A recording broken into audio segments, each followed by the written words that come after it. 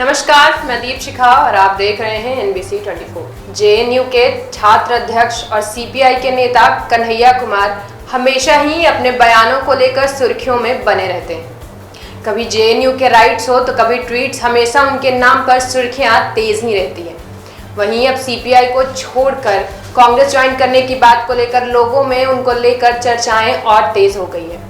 कहा जा रहा है कि सीपीआई के बाद कांग्रेस में आने पर उनके ऊपर जिम्मेदारियां बढ़ गई है।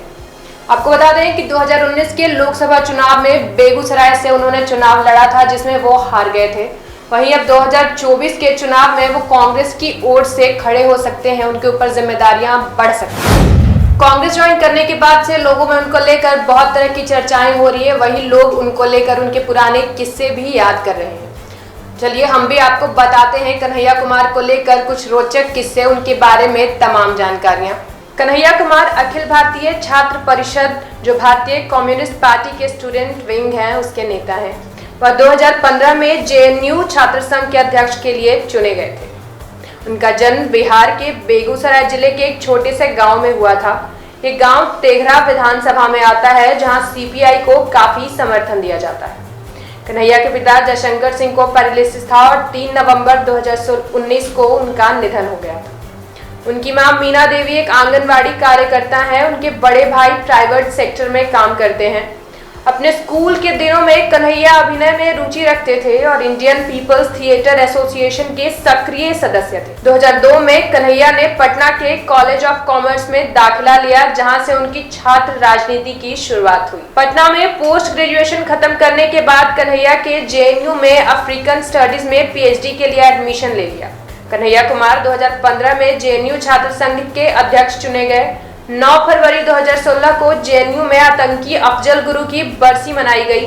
इस दौरान यहां कथित तौर पर देश विरोधी नारे लगाए गए। कुछ वीडियो भी आया जिसमें कथित तौर पर कन्हैया देश विरोधी नारे लगाते दिखे। इन वीडियो में भारत तेरे टुकड़े होंगे, अफजल हम शर्मिंदा हैं और आजादी आजादी के नारे लगाए गए।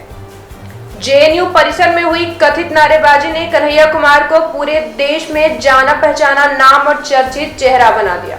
कन्हैया को जेल भेजा गया। देशद्रोह का केस भी लगा।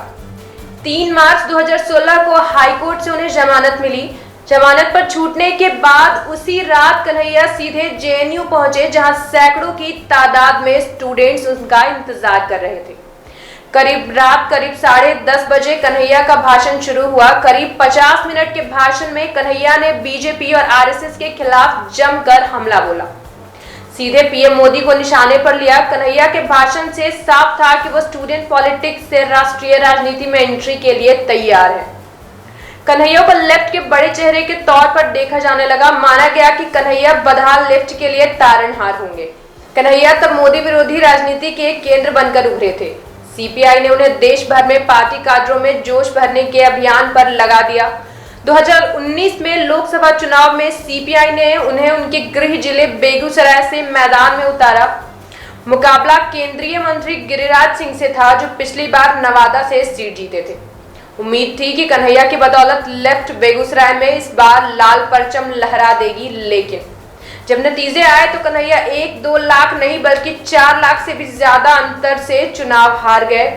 गिरिराज सिंह यहां से जीत गए। कन्हैया दूसरे नंबर पर रहे। कन्हैया कुमार की हाल ही में एक किताब भी छपी है, जिसका नाम बिहार टू तिहाड़ है। यह किताब बिहार के गांव के उनके बचपन से शुरू होकर दिल्ली में उन्हें अचानक सुर्खियों में आने तक की कहानी है, जिसमें जेल में बिताए गए उनके दिनों की दास्तां भी है। कन्हैया कुमार फरवरी 2016 में राजद्रोह के आरोप में गिरफ्तार कर लिए गए थे, जिसके बाद उन्हें तिहाड़ जेल में रखा गया था और पटियाला हाउस कोर्ट में वकीलों ने उन्हें पीटा भी था।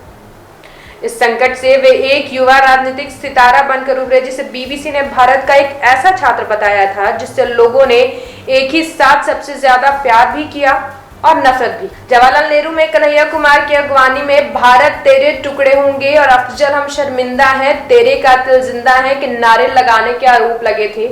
मीडिया द्वारा दिखाए गए वीडियो को काट छाट कर फैलाया गया, जिस कारण पुलिस द्वारा न्यायालय में उचित सबूतों के अभाव में उन्हें छोड़ दिया गया।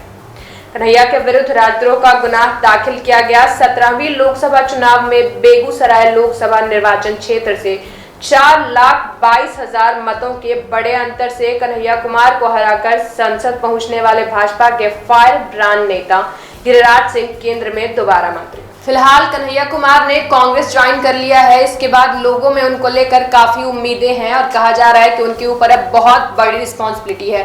तो देखते हैं ये बात आगे क्या मोड़ लेती है, किस तरह के रंग लाती है। इसी तरह के तमाम खबरों के लिए बने रहें NBC 24 के साथ। धन्यवाद।